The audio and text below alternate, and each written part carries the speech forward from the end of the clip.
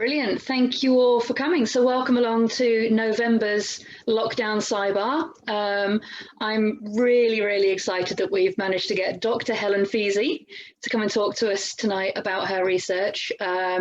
You've all seen the flyer, so you've got a rough idea what it's about.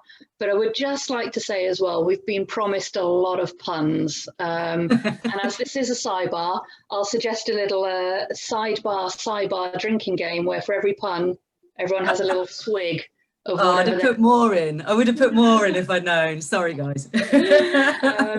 So with no further ado, it's my absolute pleasure to hand over to Dr. Helen Pheasey, who's going to talk to us about some of the research that she's been doing for her PhD while she was at DICE at the University of Kent. Over to you, Helen. Thank you very much. Okay, so probably the best thing to do is to check that I can get this share screen to work. Give you my screen, 1 second. Give you my screen and just check that that can be seen by everybody yet. That's working great, yeah. Have we got that? Are we there? Lovely, thank you. Yeah, we're good. Okay, so I will begin. Thank you so much for having me. This is really exciting and I love giving presentations about my research and talking about me. So there's a couple of things I want to kind of share with you before we sort of kick off, if you like. One part, this is basically 2 parts of the research I've been doing. One chapter of my PhD is maybe the first half of this presentation. And then some work I was doing in addition to my PhD, which you may have come across. It's the 3D printed egg project. Had a little bit of media attention and yeah, so I'm going to kind of lead into that. The other thing I want to sort of get across here is that I'm going to use the word poacher throughout this presentation. Some people find it quite a contentious word. It comes with some sort of colonial connotations and yeah, it's not always the most widely appreciated term. I'm going to use it today because having spent time with poaching communities, I know that they personally won't be offended by me using this. And also because it actually rolls off the tongue a lot easier than saying things like, oh, illegal harvesters, illegal egg extractors, and all of the things that come with that. So yeah, please don't be offended by this terminology. It's just something it's a lot easier. And yeah, just wanted to make that clear before I start. Okay, so we're all kind of biology based, or at least we all know what turtles are, but there's a few things about their life history that are particularly relevant to this presentation. And so what I want to do is just give you that, that background that is relevant to what we're going to talk about today. These are sweeping generalizations. There are variations between species and between populations within those species. But just so that we're all starting on the same page, we're talking about ancient marine reptiles. So these leatherbacks, for example, have been on the planet for approximately 100 million years. They are slow maturing sea reptiles. They lay eggs in clutches of approximately 100 eggs. And they do this by coming onto beaches to nest in the sand on the beaches. And this is seasonal activity and it happens at night. Turtles also exhibit what's known as natal fertility, which means that female turtles will return to their nesting beach where they first hatched. So they're basically coming home after going out to sea for years and years and years. They will then come back to those beaches. And these are all, as I say, it's just a very sweeping kind of crash course, but it does mean that we're all on the same page. Sea turtles are important not just for their intrinsic value. They're not just charismatic animals that are absolutely badass, in my opinion. They are also ecosystem regulators. They eat a lot of food. Some of them, like hawksbills, are specialist feeders and contribute to the ecosystem and to the coral reefs that they help maintain the coral reefs through the sponges that they consume. Green turtles like this one feed on seagrasses and help maintain the seagrass beds. Because they eat so much, they also poo a lot. But the other thing that they do is, because they nest on the beaches, they actually transfer nutrients from the sea to the terrestrial habitats. And this is really important. And one of the really interesting things I find about turtles is that in doing this, they actually help prevent coastal erosion. Because what happens is they come onto the beaches, they nest, they put a huge amount of nutrients into the beach when they're nesting. And one of those nutrients is nitrogen. So their nests, when they finish nesting, you know, when the hatchlings have left the nest, or when they get dug up or consumed by mammalian predators, what they're doing is they're releasing a lot of nitrogen into the beach. And that nitrogen actually causes plants to start to grow. And you get things like morning glory that actually is kind of closely related to this nitrogen need.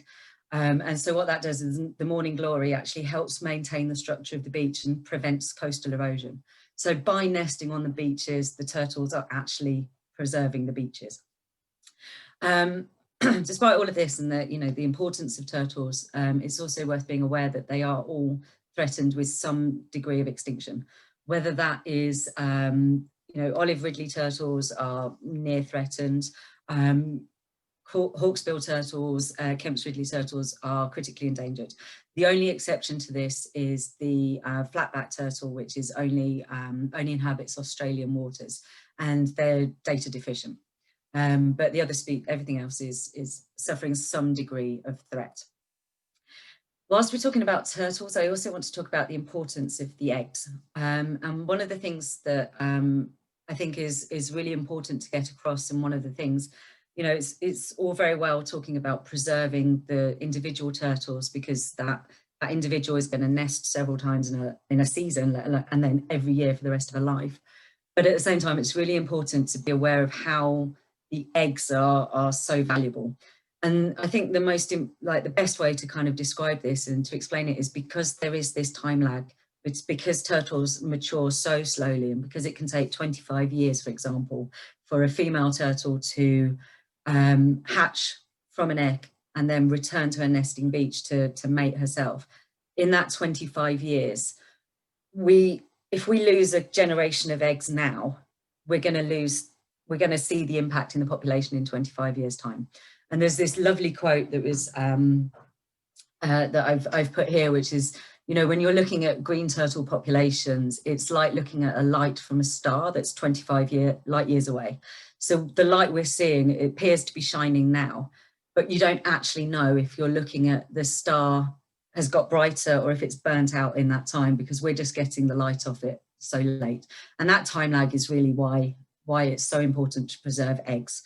And when we start talking about why we need to preserve things, we kind of need to know a little bit about what the threats are. Some of you will probably be familiar with this image. It was taken from a video that went viral. It was a few years back now, but it was actually a friend of mine who took this video. And it's that story of the olive ridley turtle that was having a plastic straw removed from its nostril. This was caught off the coast of Costa Rica, and it's an olive ridley turtle. So this is a very relevant thing and it really highlights how important plastic pollution is such a threat to sea turtles. But then there's so much else going on that's really kind of attacking them. They're getting it from all angles. We're talking about fisheries bycatch, marine debris, climate change, coastal erosion, mammalian predation. The list goes on and on and on. They're really getting hit. And the big threat that we're going to talk about today is obviously poaching of turtles, and specifically their eggs. I'll give you a bit of a slightly more positive thing, is that we're going to move to Costa Rica now, because let's face it, it is paradise. I was lucky enough to spend 5 years in total in Costa Rica. I was there for about 2.5 years, and then came home and did a little bit of preparation, and then went out again to collect my PhD data. So I can tell you firsthand just how amazingly beautiful this country is. It's a biodiversity hotspot. It's got about an estimated 5% of the world's biodiversity is inside the borders of Costa Rica. And I don't know if you can see my little arrow here, But down here is the Ossa Peninsula, down in the bottom corner of this map. The Ossa Peninsula is estimated to have 2.5% of the world's biodiversity, just in that tiny little spot. And I went on well, not really an expedition, but I went on a tour into Corcovado National Park. And if you've ever been to a coral reef and you've been snorkeling around a coral reef and you just see like the influx of life that's going on in that coral reef, like, honestly, it was like that, but with mammals. Like, you just don't get it anywhere else. It's an absolutely incredible country. Coming back to turtles, Costa Rica has 5 of the 7 species of turtle nesting on its beaches. Over on the Caribbean side, we've got greens, hawksbills, leatherbacks, and occasional loggerheads. And over on the Pacific, you've got greens, but you've also got Pacific blacks, which is a subspecies of greens. We don't have loggerheads that I'm aware of, but you instead have olive ridleys, and it's one of the most significant areas for olive ridley nestings. 2 of the key destinations or the key kind of nesting beaches for sea turtles in Costa Rica are Ostional on the Pacific, which is where all of these species nest. They also host Arabadas, which are synchronized mass nesting events for olive ridleys. And then over on the Caribbean, we have the largest nesting rookery for green turtles in the Western Hemisphere. And we kind of compete with Rain Island in Australia. They usually get us on numbers, but yeah, every now and again, we have a slightly higher nesting season. So really, really globally significant, very, very important nesting sites. And because of this, and because of the tourism that this kind of wildlife generates as well, Costa Rica has some of the most stringent wildlife protection laws on paper. They also have a huge amount of poaching, and particularly in the Caribbean, there's poaching of sea turtles for their eggs, their meats, and in the case of hawksbills, for their shell. And just to walk you through this is quite a grisly picture of this turtle upside down. I can promise you it was rescued, it was okay. But this is an example of how some of the poaching goes ahead. So you've got nesting, you've got poachers coming onto beaches and taking eggs. They could be doing this really, really blatantly, or most often it's a little bit more subtle than that. They do it when they're not being watched. We do have cases where turtles are taken for their meat. And what they do in that, and that's usually green turtles, and what they do in that situation is they turn the turtle on her back, drag her into the undergrowth, and then leave her there for the poachers then either come back with a vehicle, or they'll come back and butcher her when it's just getting light. And then you also have this horrible scenario where you have harpooning of turtles at sea. And this photo was actually taken from the beach. I mean, it's that kind of blatant and that kind of out there. The demand is really for eggs. Eggs are eaten because they're just a seasonal treat. And this kind of red sauce here that you can see in the kind of bottom middle picture, this is called sangrita, and it's like a chili salsa that gets that you crack in the egg trade. First pun, have a drink. But you crack an egg into the sangrita, and then yeah, they literally drink it back with a shot. So not just a solid pun, and actually relevant kind of thing. It's literally a bar snack that people will drink and then have a sort of turtle egg chaser. Hawksbills are taken for their scoots, for the shell pieces, and they're turned into jewelry. And then turtle soup, green turtle soup is very much a food. I wouldn't say it was a delicacy. I suppose it is a delicacy in some respects, but all of this is illegal in Costa Rica, with the exception of the legal turtle trade, which I'm not going to focus on at the moment because that will just confuse this story. But there is also, alongside all of this confusion with the illegal trade, we also have a legal trade. Anyway, so what we're looking at now is my question was really, I've been working in Costa Rica for 2.5 years. I've been working on nesting beaches. I'm seeing a lot of poaching, or at least I'm seeing the aftermath of a lot of poaching going on. And I'm also hearing about how Costa Rica is this green country with, these stringent wildlife protection laws, and there's something not there's something not matching up.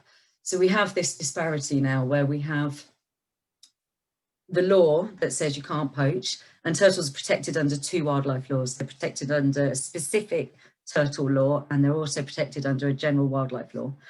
But then there's all this poaching going on. And so one of my kind of key questions of my PhD was looking at, okay, so who is actually poaching? Why don't we know more about this? What is driving them to poach? What's causing this?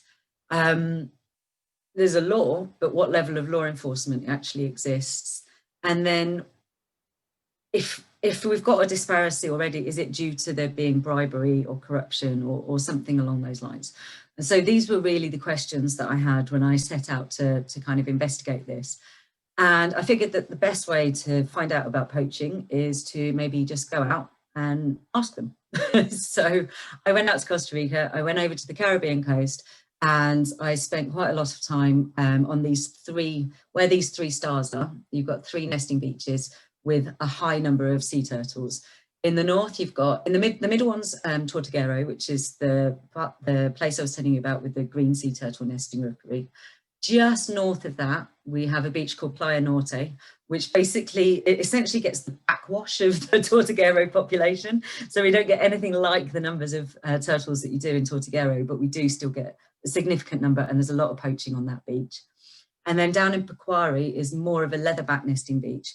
And the poaching there is so severe that they have to have a hatchery. So hatcheries are kind of a last resort. It's not something you enter into lightly. If you can protect a turtle nest on a beach, then you do that as a priority. So, but with Pequari, it's very, very, very open. It's very kind of extreme poaching, if you like, and you're essentially racing the poachers to get to a nest. And so this was a very good study site for me, because if people are that open about what they're doing, they might be willing to talk to me. And so I actually went out and I talked to these people on these beaches, and I spent time speaking with poachers, speaking with NGO workers who are working in sea turtle conservation. I spent time with law enforcement officials, and I also talked to community members that may or may not have been poaching as well, but weren't like specifically what I would classify as a poacher. In addition to that, I also took data in an informal basis. And so basically this was like anecdotal additions to my data set that weren't really worthy of an entire interview, but gave me an opportunity to add specific information. So for example, one day, one of the volunteer teams came off the beach after doing a morning census, and they said to me, oh, we ran into this member of the public who said that they only take a few turtle eggs when they poach. So it's like, okay, well, I can't actually find that member of the public, but you know, that's information. And they also thought that it was okay because the turtle lays so many eggs that just taking a few won't do any harm. It's like, so that gives me information about people's perception of this. I also did another kind of study method, and I don't know if we've got any social scientists here, but there's a technique that you can use called randomized response technique. There's actually a few of them, but the one I chose was basically a dice game. Now, what I was trying to do was encourage people to give me either an answer, but also an honest answer to some sensitive questions. And by giving people an opportunity to answer through a randomizing tool that basically hid their responses from me, gave me an opportunity. It means that their social desirability bias, where people are likely to lie about something because it's not a socially desirable thing to say, oh yeah, actually I poach. And also non-response bias, where people just refuse to answer. By using randomized response techniques, you can actually encourage people to, like, you can reduce those biases and encourage people to A, answer, and B, answer honestly. And I'm not going to go into too much detail about this because it is a little bit difficult to kind of do it without like you guys all having a dice and the questions. But basically what you do is you give people a dice and you get them, they're the only person who sees the answer. And you say to them, okay, I'm going to ask you a question that has a yes or a no response. If you get a 1, you answer yes. If you get a 2, you answer no. 3, 4, 5, or 6, you answer truthfully, yes or no. I'm the only person, I won't see the answer. Only you and God will see this. Now, we added the add God bit because it's very Catholic communities that we were working in, and people started taking it really seriously. And you say, no, this is just you and God can see this. They're like, oh, God's watching, right? Okay, better do this properly. But it actually worked, and people were willing to give me answers, and they were willing to do this. And basically what you do is when you've got a large data set, you can look at the probability, because you know the probability is 1 in 6 that they were forced to give a yes or a no response, and the rest of the time you get they're told to tell the truth. So you've got a 4 in 6 chance that they'll tell the truth. And you run this, and you run the maths, you model it. And yeah, then you ask them for, I then asked them for some demographic data. So, you know, household, how many people are in their household, who, their employment status, all these different things, but, you know, just general kind of who are you questions. And then we'd ask them the same questions that we asked with the dice, but we'd ask them directly. So we'd get them just to write, you know, tick a box on a piece of paper, like answer yes or no, and they'd answer yes or no on the ballot.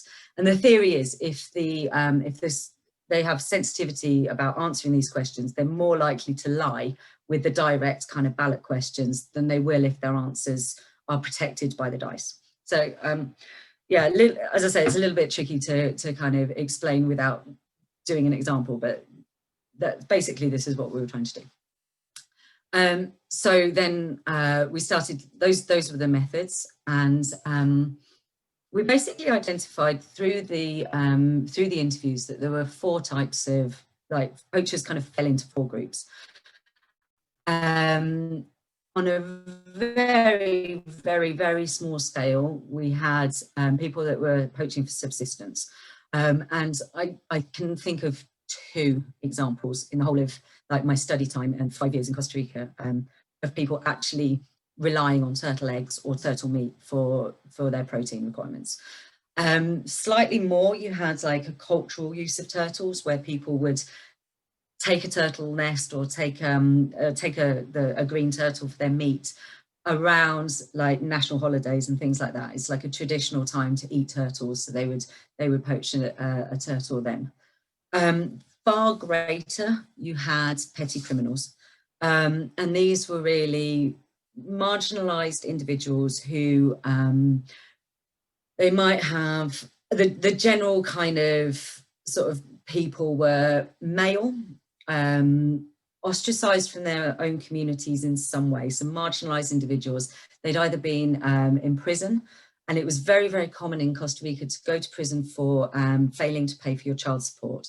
And so you get a quite high demographic of men who haven't paid the child support. You get a 6-month prison sentence. Once you've had that 6 months in prison, your employment opportunities go through the floor. Your community don't welcome you in anymore. You may end up on drugs in prison or, you know, soon after. And also a lot of people had mental health issues. Homosexuality was quite high in Pecuare, where I was working. And so you end up at a lot of people who have just come to the end of the road. And we found that on some of the nesting beaches, for example, in Tortuguero, petty crime would actually drop during turtle season because the turtles just made it so much easier to get a quick buck. So people would go out, steal a nest, sell it door to door. And then, yeah, they wouldn't have the need to pickpocket someone, or, you know, it was very, very rare that you have any violent crime, but it was often like petty theft, pickpocketing, house robberies, things like that. We also identified 2 other groups. You had what I've called the chieftains, or the Fagans, if you like, which are kind of the ringleader guys. They're older men who are encouraging younger guys to go out onto the beach and poach on their behalf and bring them the eggs.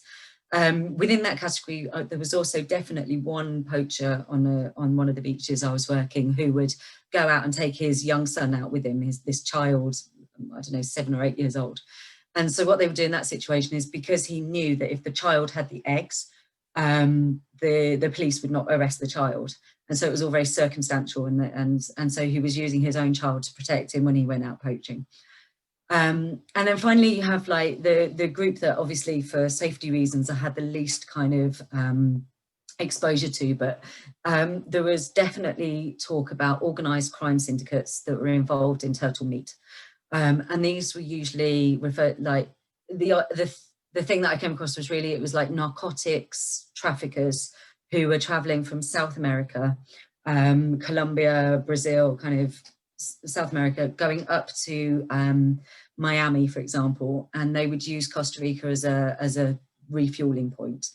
And the suspicion of a lot of people that I interviewed was like, because they had boats, because they had an empty boat, what they were able to do is they would drop off the drugs and then come back to Tortuguero, pick up a load of turtles on the way back, and then head further south.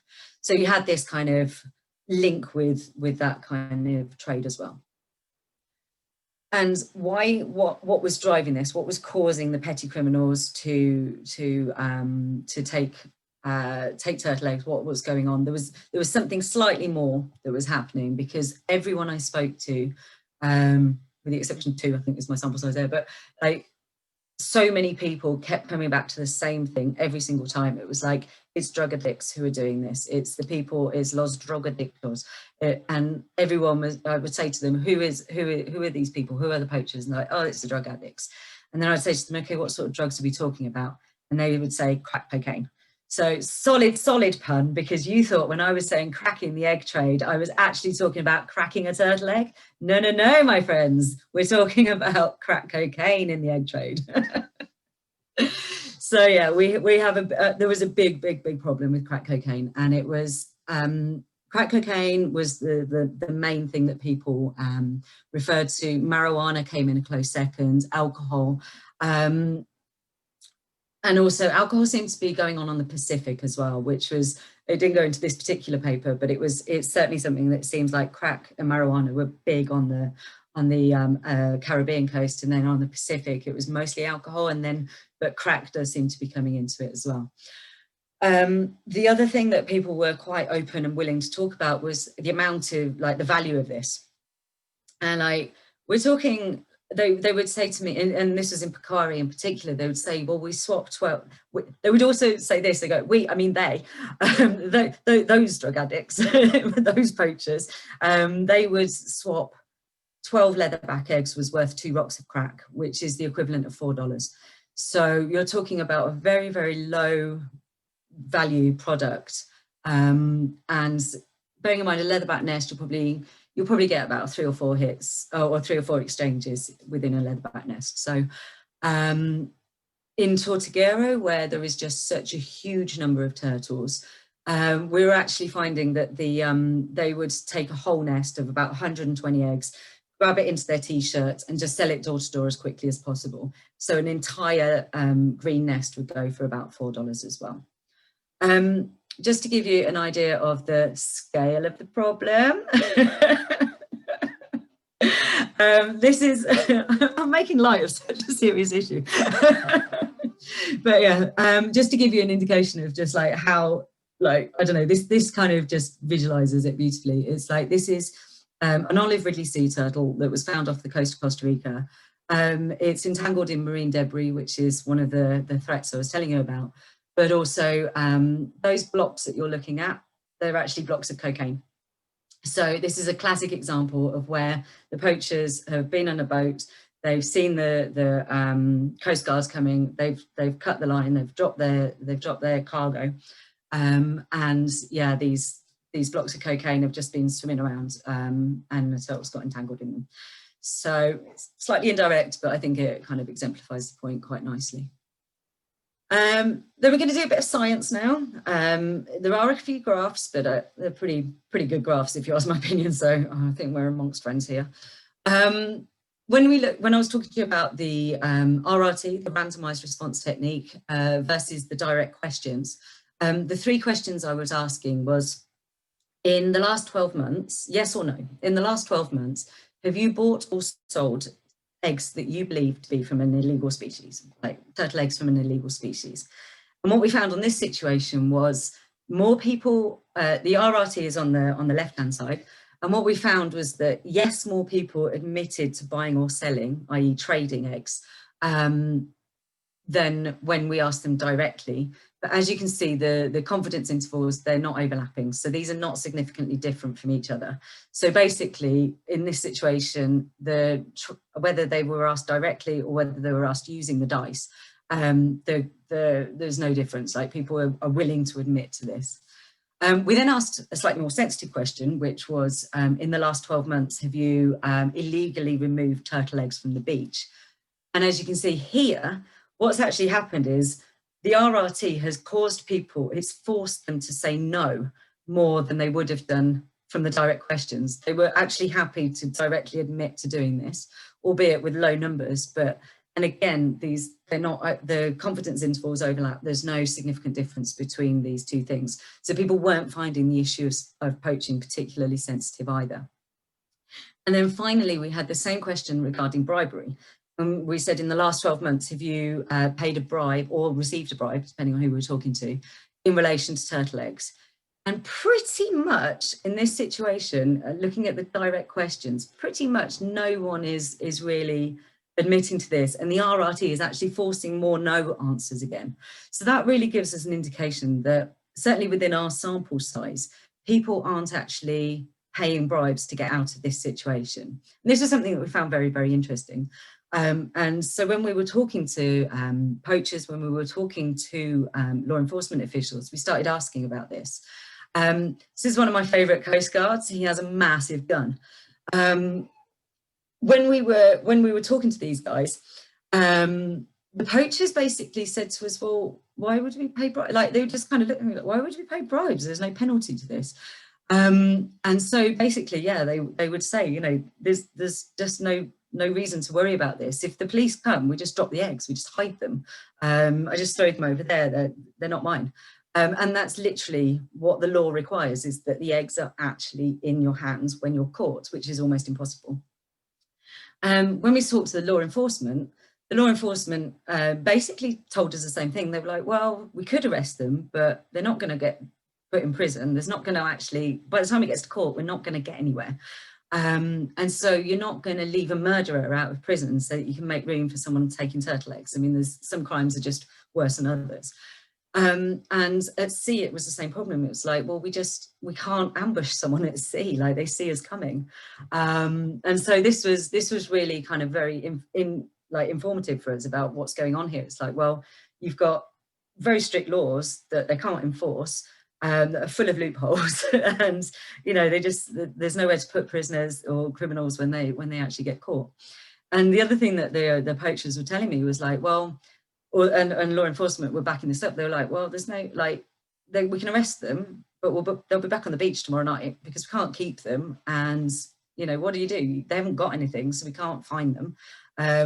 We give them community service, but it's going to take a good 10 years for this to come to court anyway. So there was this real problem here with what was going on. And so we're at the point now where we've got these gaps in our knowledge. We know that people are taking eggs out of the beach. Mostly our response is reactive. We know that there's empty egg chamber. We find empty egg chambers. We know that there should be a nest there and there isn't. And then we know that eggs are being traded. What we don't know is kind of basically what's going on in the middle, what's happening between the beach and between the consumer. So what if, just like in the TV hit show Breaking Bad, stay with me, you could put a tracking device in, like, just like in Breaking Bad, where they put a tracking device on a tanker of chemicals and followed the drug cartels around. What if you could do that by putting a tracking device in a turtle nest? And that is basically what we've done. A plan was hatched. Another pun.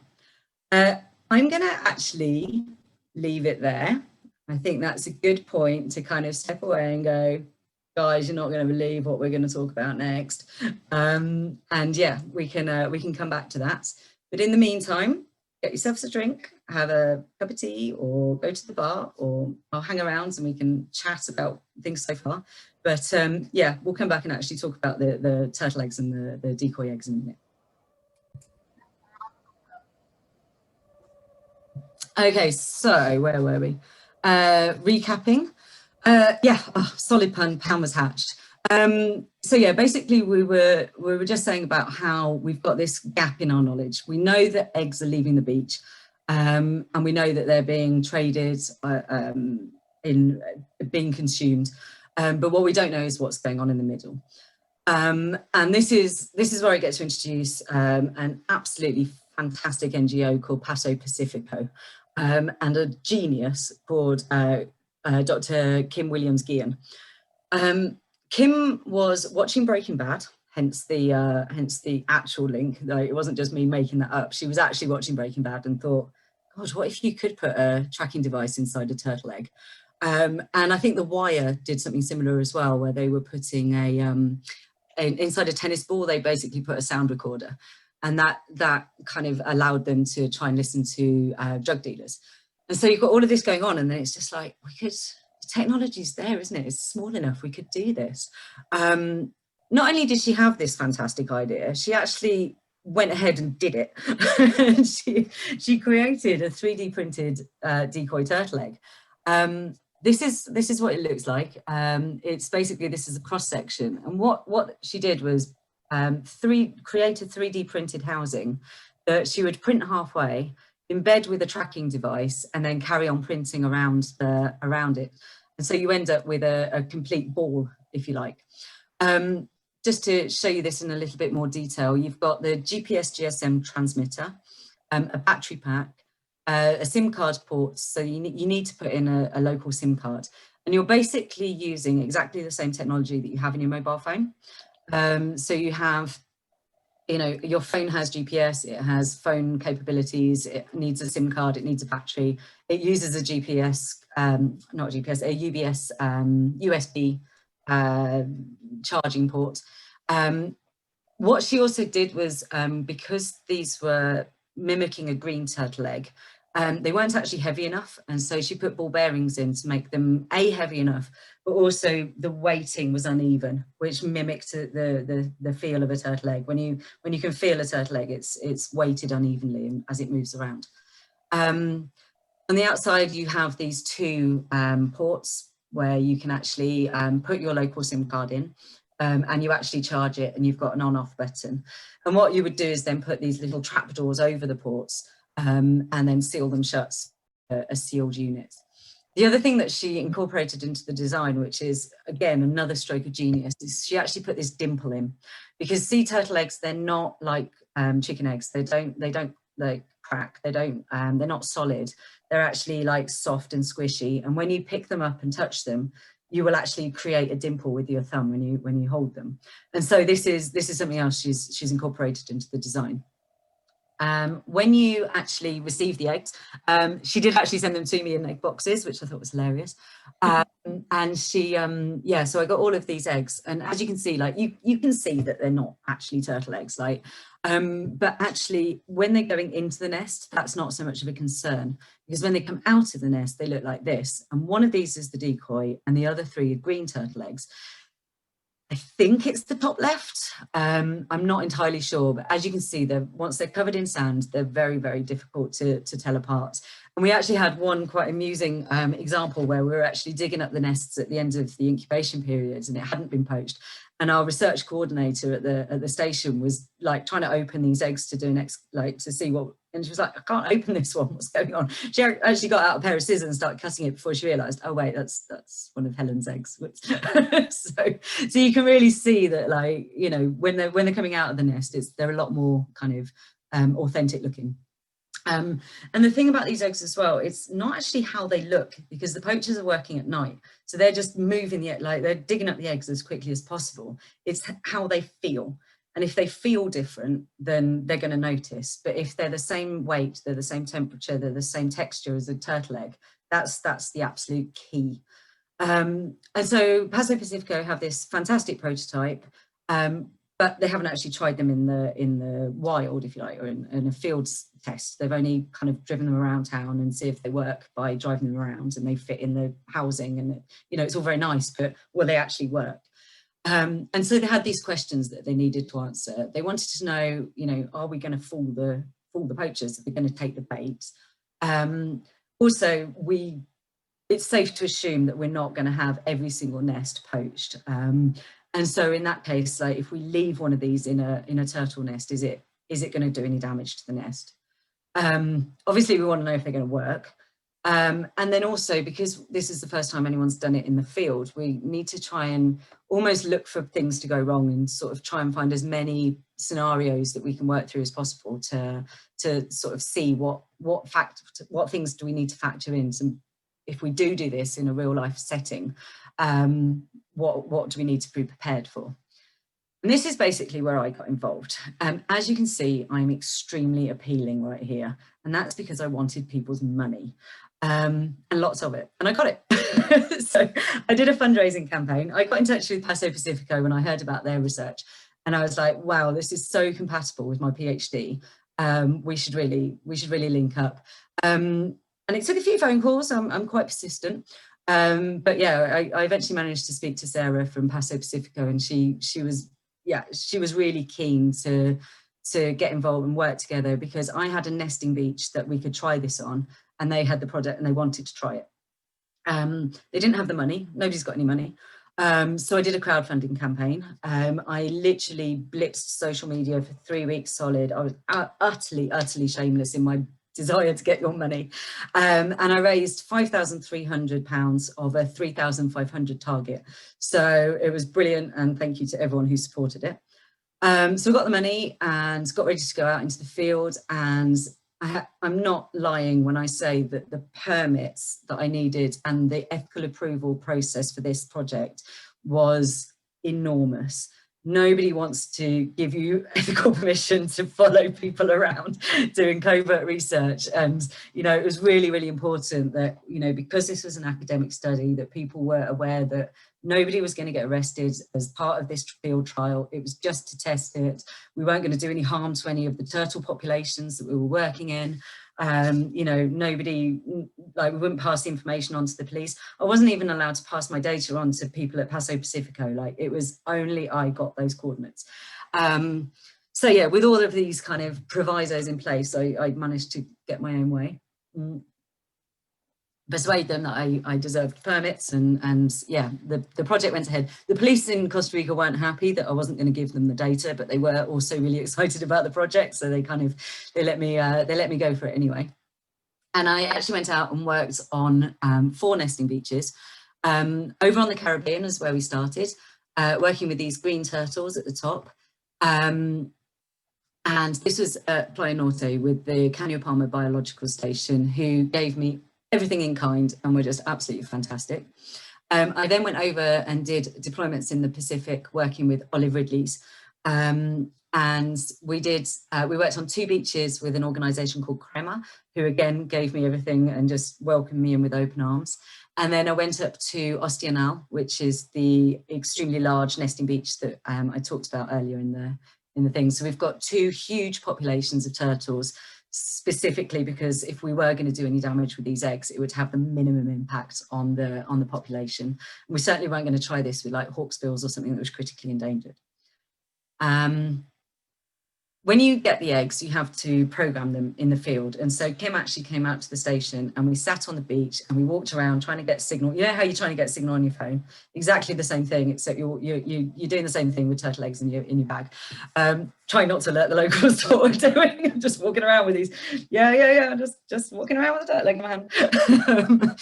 So it was, you know, one of those challenges of like, and the tech is clunky and you know, it was an exciting time, but it was also quite stressful because it's like, oh God, we've invested so much in this, God, let it work. But we're on the beach and we're putting out, we're programming the eggs, and you have to program every single egg. And basically what you do is you text it. You just text your egg and it sends you messages back. And so you're communicating backwards and forwards, and I gave each egg a number.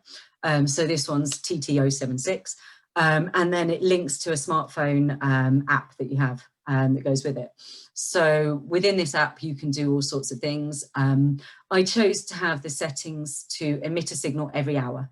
And what this meant was that we had the maximum amount of battery time whilst taking enough information for the purposes of a field trial. The other thing that we realised too late was that you have to turn the lights off.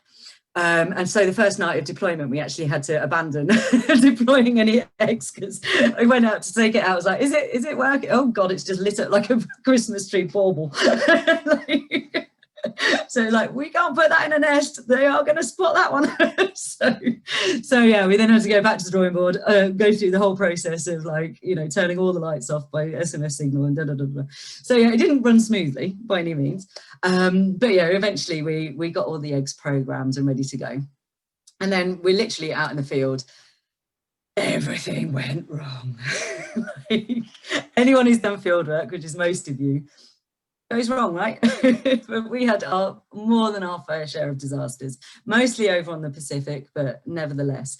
We had civil disobedience, which meant we had roadblocks and petrol shortages, which meant we couldn't travel between field sites.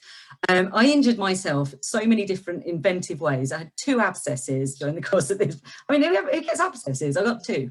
Damaged my foot, did all sorts of crazy, exciting injuries. And then the weather turns, and we had severe weather red alerts, which Costa Rica rains anyway. It's the wettest place I've ever been. It floods for fun, but this was unbelievable. And this was our study site. This was like, you can see us, this is us with a drone. We're over here kind of going, we're meant to be able to access this bit over here. Like we just, like it's underwater. So despite this, we still tried to get to the other side of the beach and ended up with a very, very flooded, very wet car. That was both smelly and expensive to fix. We also had situations where we had just signal blackouts, like there's meant to be signal on the beach and it just blacked out for no good reason. Huge periods of time without any turtles. And then when we did get turtles, there were too bloody many of them. And I literally had 3 Arabadas in the time that I was like trying to not have an, like you go to Costa Rica because you want to see a synchronized mass nesting event. The one time you don't want them, they're like buses, you get 3. I mean, it was ridiculous. And then despite everything I've said about, you know, law enforcement and everything, a bloody poachers got arrested. So we really, honestly, we had the worst luck. Everything went wrong. Despite this, however, the show still went on and we were able to actually deploy enough eggs. I'm going to show you a short video now, assuming it works. This is something we did for media, so it wasn't actually me patrolling alone. I had a team and I was working at night. But this gives you an indication of how we would go about deploying the eggs. And so what we would do is we would find a turtle, we would walk along the beach, come up behind her, and then start digging an egg chamber, a sort of channel, so that you could fit your arm into the egg chamber without touching her. I would then place the egg into the nest, right in the middle of the nest, while she's in ovi position. And so she's actually laying eggs over the decoy egg, and as you can see here, she's laying the eggs. We would then leave her or carry on collecting data on the turtle, depending on which project I was working with. I basically followed the protocols of the project and was just an extra team member or was taking out a patrol team. And in amongst all the things we were doing, we'd also sneak in an egg. And it became, I got quite good at it actually. And I've actually like deployed eggs in front of white people and they hadn't noticed, which is quite cool.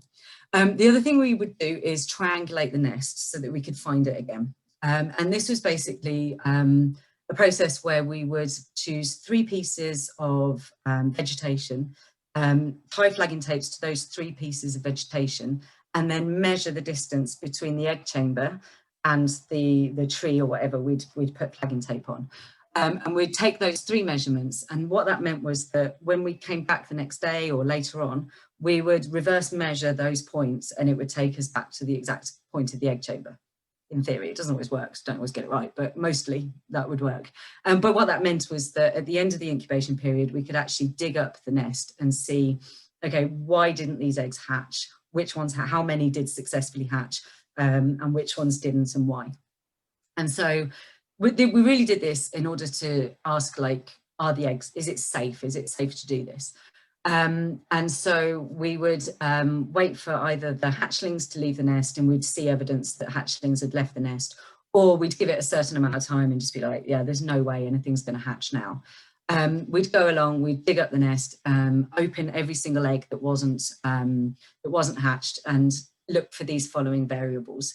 So any empty eggshells would give us an indication that that had hatched naturally, and that would give us a percentage hatching success. And then we would look for, when we open it and we find an embryo inside it, if the embryo only occupies 25% of the egg or less, that means it's died in the first stage. And it's the first stage that we're actually interested in, because our battery life was only approximately 6 days anyway. So there's no way that they would, our eggs would be active and killing embryos later on in the process. Microorganisms are really fun to find, because you open the egg and you smell it, and it smells like septicemia, or, you know, rotting flesh. It's a really specific smell, and you basically, you smell it, you heave, you throw it away, and you go, yeah, that's microorganism. It's so glamorous, I tell you. And the other thing we checked for was deformities, because we do get a natural amount of deformities in turtle populations anyway. We just wanted to check that we weren't kind of emitting enough radiation to give them 2 heads or something like that. We compared nests with or without a decoy, and thankfully we found no significant difference between nests with or without a decoy. So we're confident that, you know, we can roll this out in any species, and it won't be us introducing microbacteria, it won't be us doing any damage with the technology, which is what we expected, but still, we've got to check these things.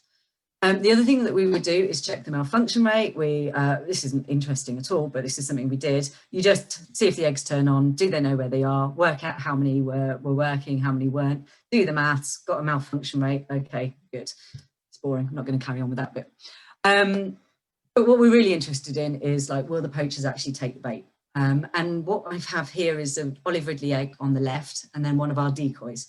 So as you can see, like, the decoy is quite a bit bigger than an olive ridley. And this was a concern that we had, because we were going to be, one of the reasons I went and did this on the Pacific was because, you know, it's all very well putting them in green nests, but with olive ridleys, they're going to stand out so much more than they would inside a green nest. Is this going to be an issue? Good news, it wasn't. We had just as many found and left on the beach. And this is what I'm saying about the poachers being nice. They were kind enough to find one of these and leave it on the beach for us so that we could use it again. Like, you know, they're not bad people. We like these guys. But we had, so I deployed 101 eggs in total. 25 were confirmed as poached. And amongst all of those, only 6 were actually discovered and left on the beach. So, and we actually had 3 in the Caribbean and 3 in the Pacific. So there was no real, it's a small sample size, good. And there's no real reason to worry about it, the size difference being an issue. What we did find though, or what we started to realise, was that it was how we were deploying them made a difference as to whether they got spotted. And so we found that if we just made sure that they were pushed really, really deep into the nest, were hidden really amongst the eggs, they were much better hidden, A, for the poachers themselves, but also when you had predators opening the nest and eating the top eggs, they would sometimes expose the decoy because they're just not deep enough in the nest. And so that was something that we really just modified as we went along and made sure they were deep enough, and they stopped getting spotted. So. And then also we had some quite amusing situations when people actually found the eggs after they'd been poached. And this is one of our first eggs to actually be poached. It was taken on the Caribbean. And yeah, as you can see, the star is the deployment site. And then down in the bottom of that green line is Guapolis, is where it came online. And then it moved, it gave us like 3 or 4 pings, went up to Porto Viejo. And then it stopped, and I thought, oh, that's quite interesting. I wonder where it stopped. Let's go and have a look. And we actually found it in the middle of a riverbed. And so you can just imagine the look on their face when they've gone to take this turtle egg for their dinner and just found that it's not edible, and they've just just kind of thrown it in this river. So that's where we got the last ping from that one. And then this was really interesting as well, because we actually got these photos sent to us via WhatsApp. And basically what had happened was these guys had sent the photos and message to a tour guide who'd sent them to another turtle organisation who'd passed them on to us. They were just like, do you know anything about this? Is this your technology? And we were like, oh yes, it must be one of those temperature monitors we've been putting in the nests. But basically what they've done is not only did they send us this, and it kind of looks to me like they're mechanics, so that gives us a lot of information already, but what they actually did in their message was tell us where the eggs were purchased. And so our track that we actually got from this egg is, we've got the green dot here is where we deployed, and then this is the track that they gave us, the egg gave us before it went offline, probably because it was being dissected by these mechanics.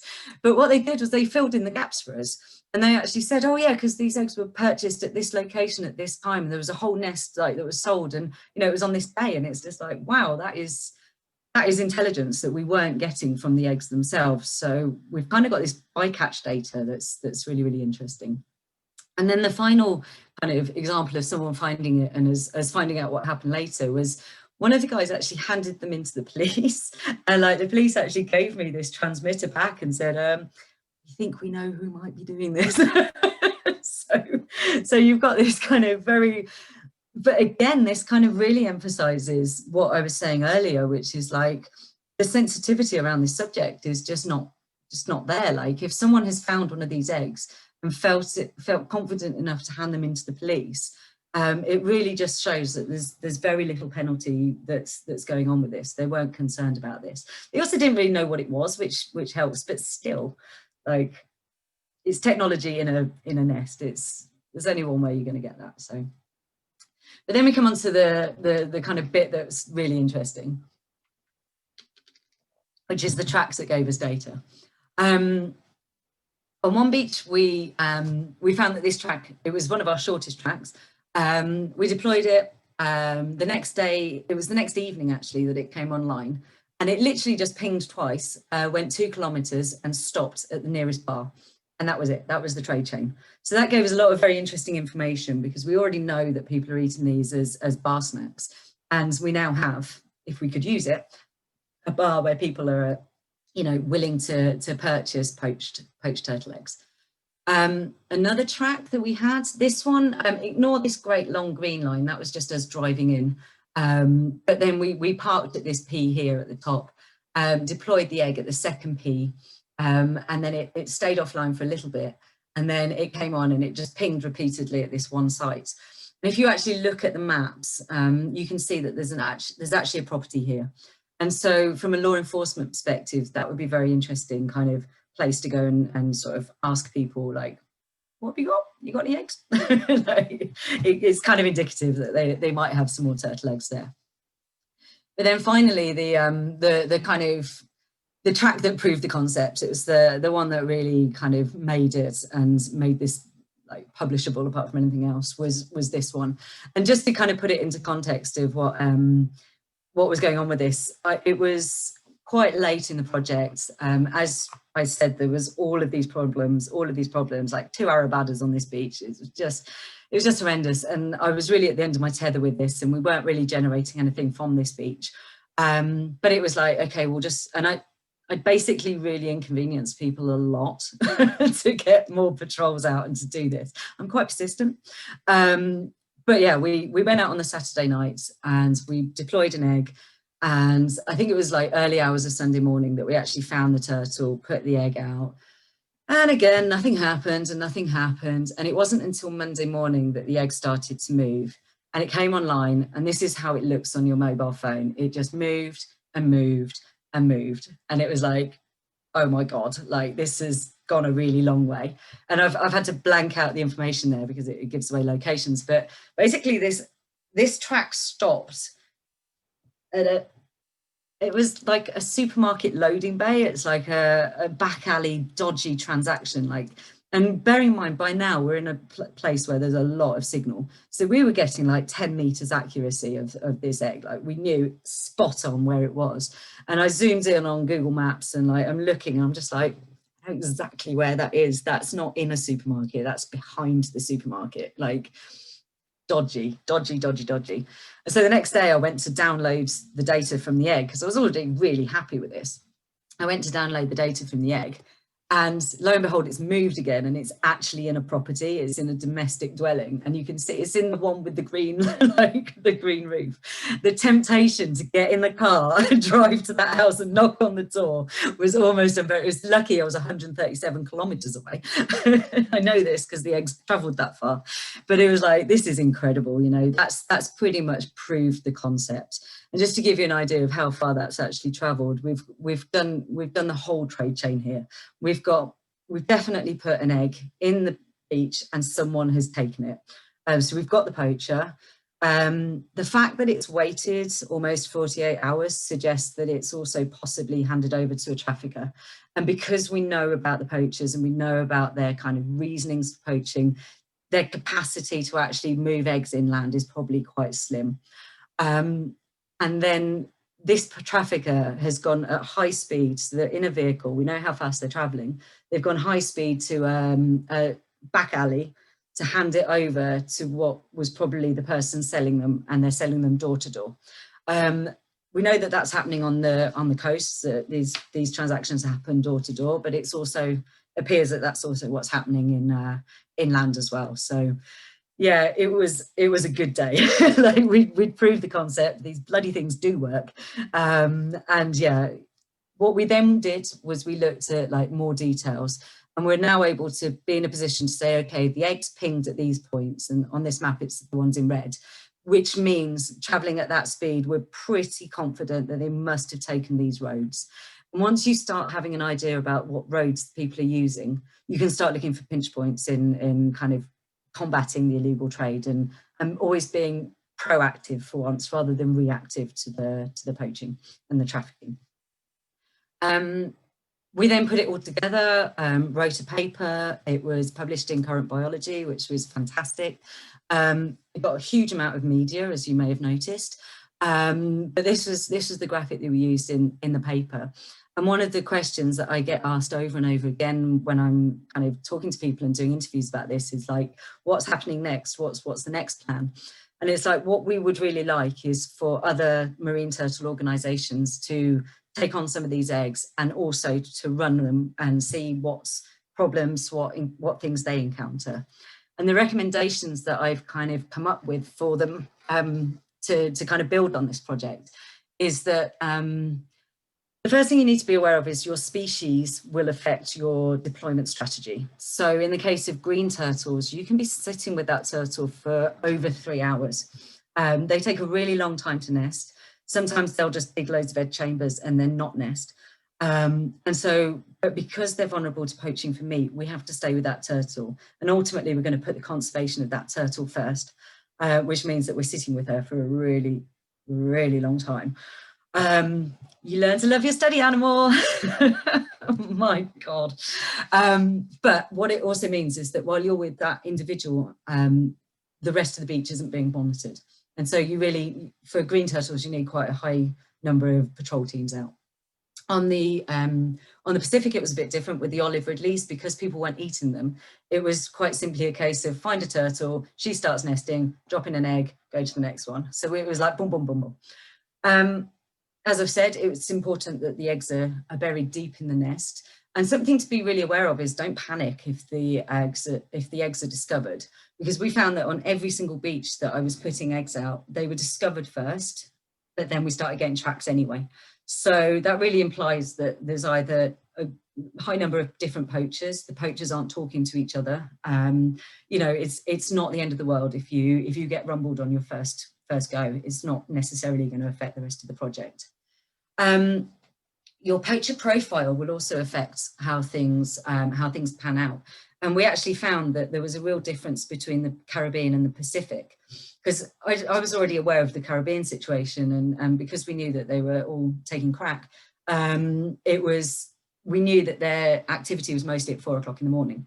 And so we would usually be off the beach by that time, or we would be they would be behind us. We just took that as written and transferred that to the Pacific and started putting out eggs on the Pacific.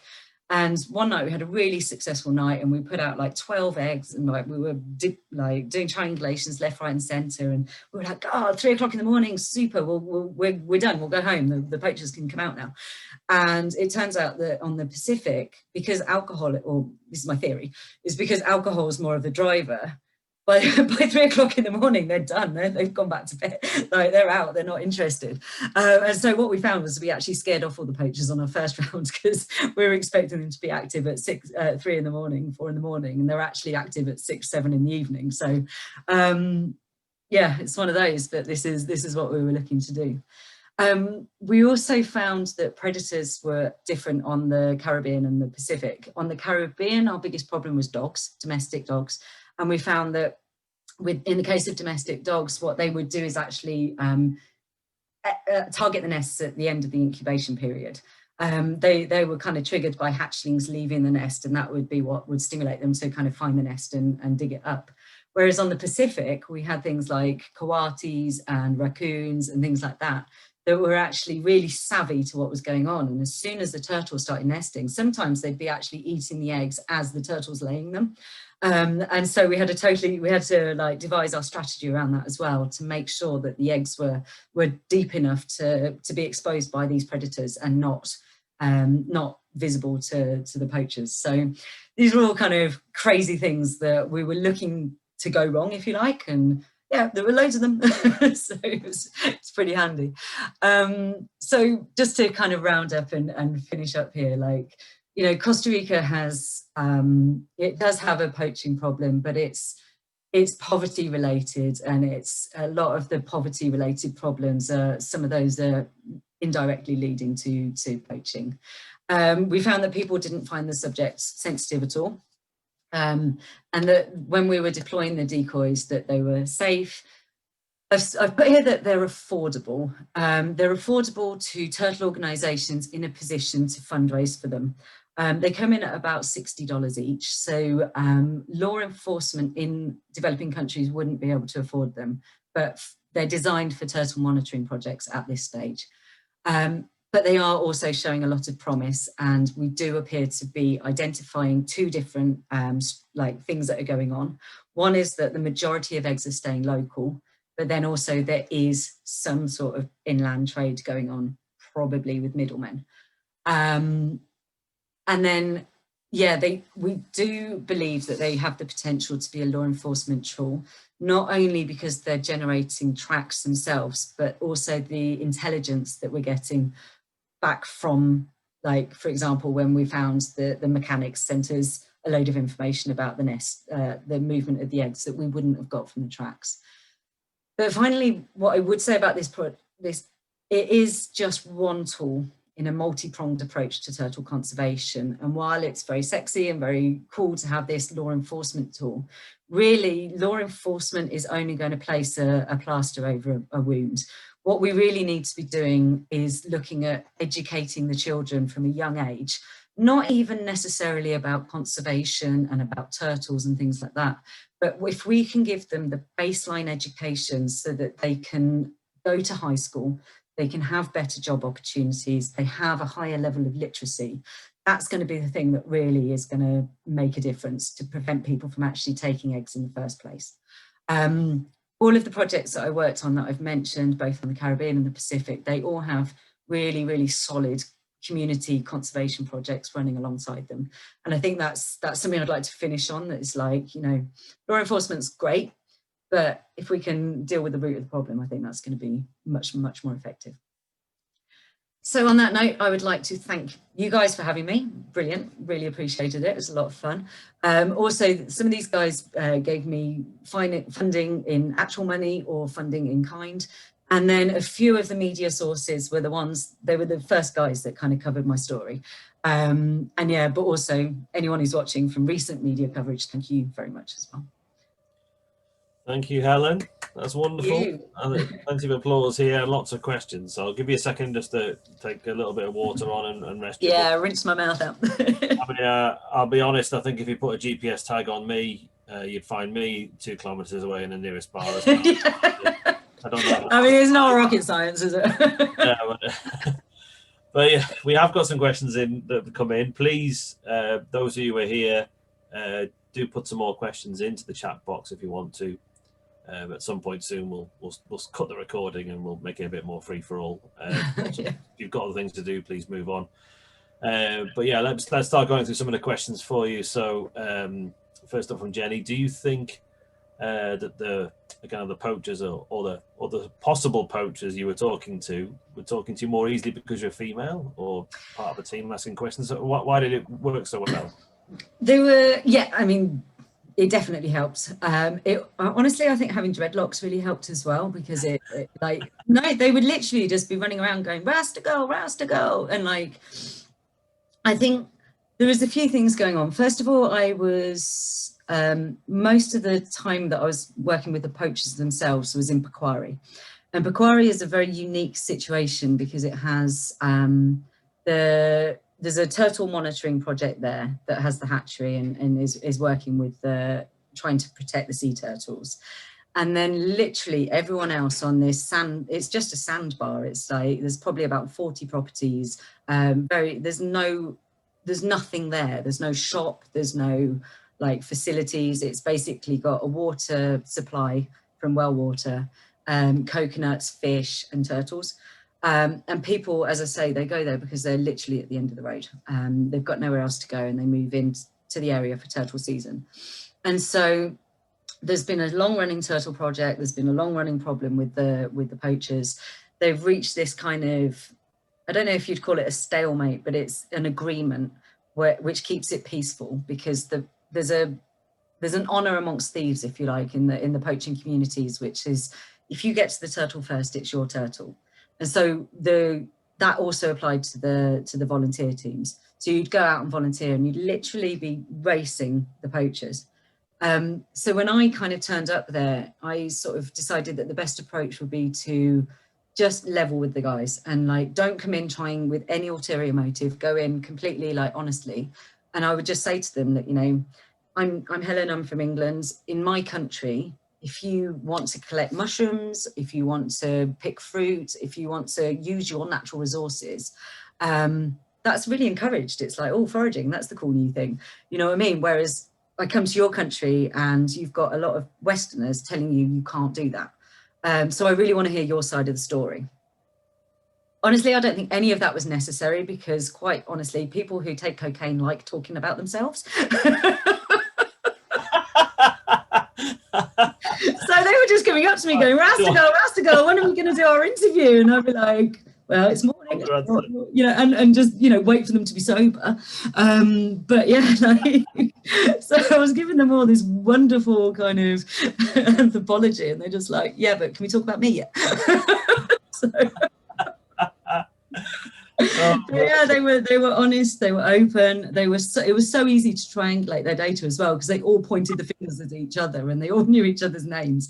So like, oh yeah, Pablo, he takes turtles and he'll swap the eggs for, you know, 2 bottles of crack. And then you go and talk to Pablo and he's like, oh yeah, Juan does that. He's, you know, I mean, I don't do that, no, but Juan does. And map the whole thing out within no time with a few chats here. Yeah. I must admit, thank you, well done. I didn't see the crack pun coming. I feel a bit stupid for that, but no, maybe a bit more technical question here. Stevie's asking about, you mentioned, you mentioned at one point that, you know, that they've got to feel at the same temperature as the decoy eggs, the normal eggs. How did you manage that then? They used, I think Kim must have played around a lot with different like materials, but another really cool thing about this is the actual material, like the plastic that you use, is called Ninja Flex, which is just such a great name anyway. They're Ninja Turtle eggs, are they? Ninja Flex, yeah, it's literally called Ninja Flex. So, but it just like stays at the same temperature as whatever like ambient temperature is. So if that's the turtle nest, it's at that temperature. It's just a very, very flexible, usable. Yeah. I don't know much about the actual like creation of it in beyond that. Yeah. But yeah, the key point was it didn't get hot and it certainly didn't get cold. And that, yeah, made a real difference. It felt similar enough. Yeah. Asking, did you find it conflicting not being able to use that data to support law enforcement? I think you pretty much said that. I mean, yeah, I mean, the police, anyone.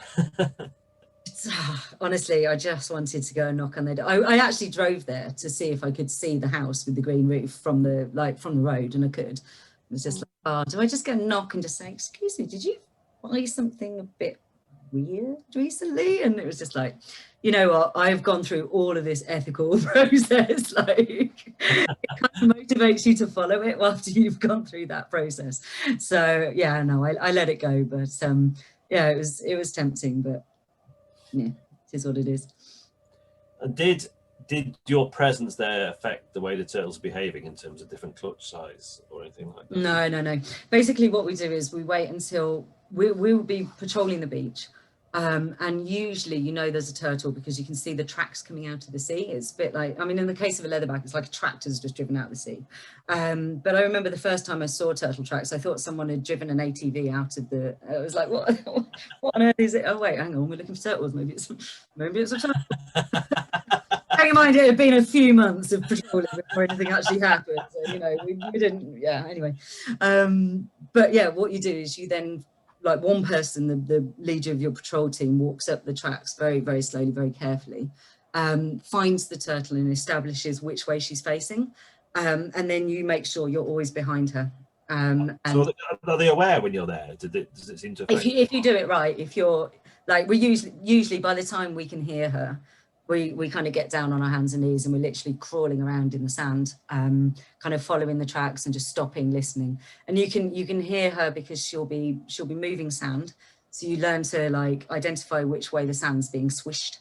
You can hear her breathing. And so from that, even though you're working in the dark and you're kind of, you really can't see very much, from hearing her and just following the tracks around and just being really slow and really still, that's when you can get up behind her. And once you're behind her, she can't see you. They've got this like 45-degree angle where they can't see behind that. So as long as you're stealth maneuver, stealth. That must be pretty amazing. It must be a pretty amazing moment. It's one of the most incredible things, honestly. It's like, yeah, you're at night and you're crawling around in the dark and you can sense this huge animal in front of you.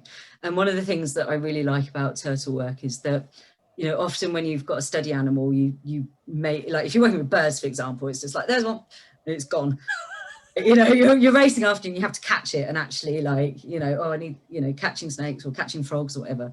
But with turtles, because you're basically just in their space, you're just a visitor in their world, and they're going through one of the most intense moments of their lives. This nesting period is so alien to them in a lot of respects because they're on the beach, you know, they're used to swimming around in the sea, and then you've got hours and hours and hours with them. You get to the point where you'd like them to quite hurry up now, please. Like the first few times is really novel, but when you've got a 5-hour turtle and you're and it's middle of the night, it's like, okay, it's going on 4 in the morning now. I am bitten to shreds by all of the mosquitoes and all of the sand fleas. It's pouring with rain. I have sand in places I cannot. You know, it gets like that, and you just have to sit still and wait for this bloody animal to finish her thing. You told me about sand fleas, you know. Yeah, and then also people are counting the eggs, so they will actually have their hand in the egg chamber counting the eggs as they go over their hand, so with a clicker, so they're feeling the amount of eggs that are going in.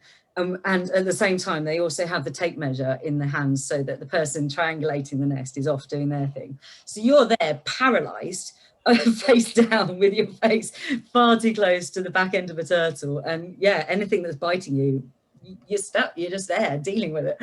So, yeah. So as you're saying, beautiful moment, wonderful. Absolutely beautiful, yeah. You can have amazing natural history moments, or you can be comfortable. You're not getting both at the same time, ever. So right, I'll try and follow that one. But Sean was asking, so you said at the end $60 an egg, is that kind of right? Is what, yeah. I mean, it will vary because if you say you ordered a huge amount, the price would come down. Right. So, but what was your trial size determined by? Was it by how many you could afford, or was there a determination? What did we do it in the end? I think we just said that we were going to go for 100. We just needed a big sample size, and I was actually, because I did the first trial. I'm really disappointed you didn't buy them in batches of 12 or 6. I mean, it's amazing. Crack's a lot cheaper. Can you imagine how much crack you can get one of those eggs? Well, that's how I'll start moving them around from now on. Well, I know where you're going. Yeah. Have the poachers not come and contacted you for some ways to have to move? Where are the best ways to move things around? Costa Rica? Yeah. So are you kind of anticipating the poachers kind of spreading my word of mouth and like telling each other that there's gonna come a point on each beach where you've kind of exhausted your options and you're getting more discovered than you're not. There has to be a cut-off point where the poachers are looking for them.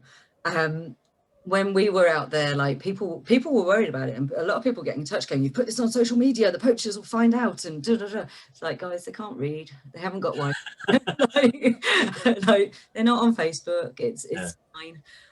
When in those 2 hours a day when they're sober, that's not what they're checking. Yeah, and all. But the key thing about these is like it's not unusual for turtle projects to put foreign objects in a nest. You know, we do it with monitoring temperature and humidity and things like that. So it's quite a leap to go from like, oh, there's this thing that looks like a turtle egg to, oh, it must be a tracking device. You know, it's yeah. It just they're not reading National Geographic and finding your full story, but yeah, it might come in the end. There's also a question here, and it's a really interesting one. You know, obviously it's become a delicacy, the idea of eating the eggs in the bar or whatever, or a last resort, but is there a history of it being part of human diet? Is this something? There's cooking. No, turtle eggs and turtle meat is definitely it's a traditional food source that has been. Tortuguero means turtle place, and people moved there specifically for turtle season to hunt and eat turtle meat and eggs. And so it's only really in the 1970s, I think, that it became illegal.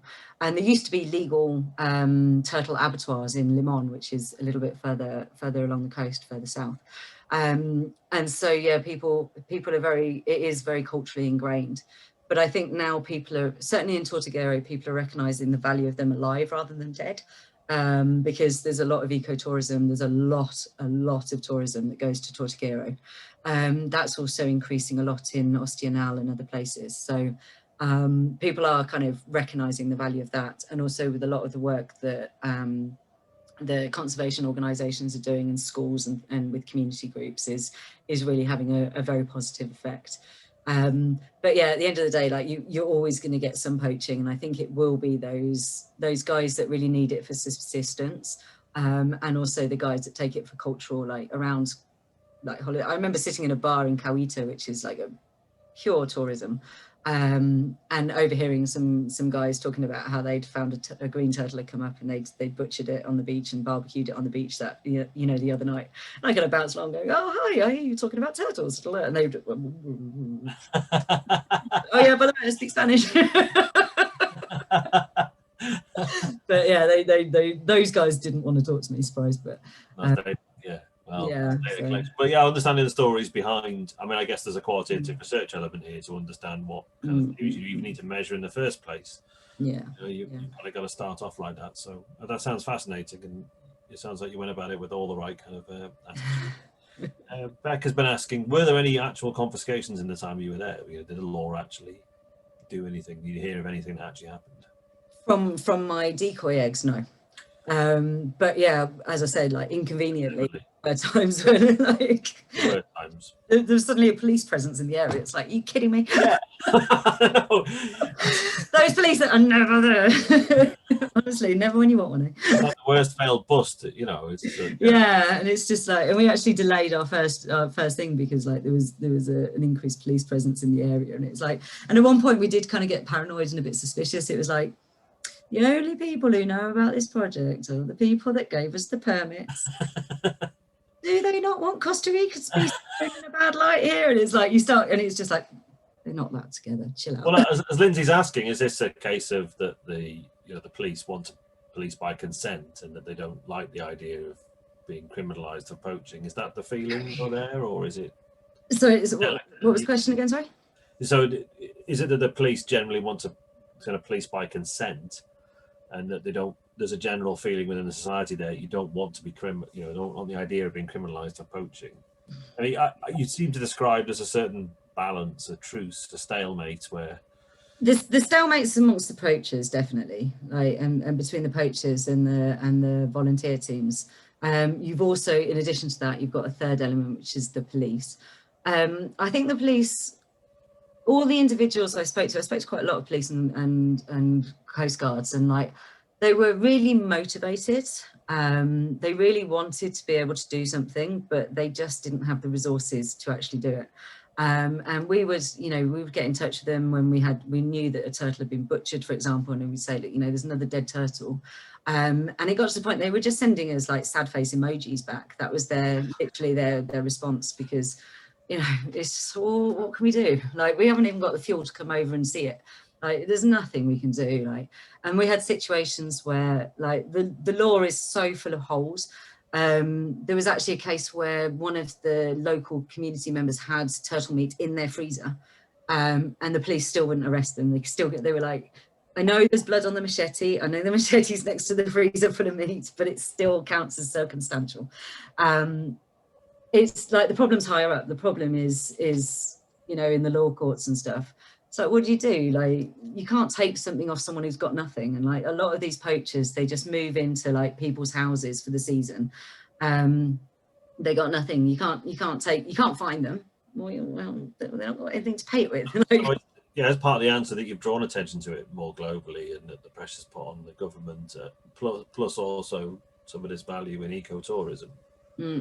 Yeah, exactly. And I think, honestly, at the end of the day, like, every beach is going to have different pressures and different solutions. Like, there's not going to be one thing that fixes everything. But I think, with what we identified, certainly with the first half of the presentation about, why people are poaching and what's causing it, if we can just educate the kids better, honestly, give them just a better baseline education so they go on to high school. Because the dropout rate from primary to high school, it's only compulsory to go to primary school. They get 3 days a week if the teacher turns up, if there isn't an international football match on, if there isn't teacher training.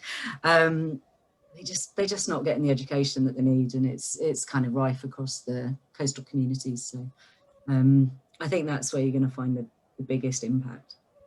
That seems like a good place. It's a good place to end the kind of the formal questioning part, and we'll finish the recording.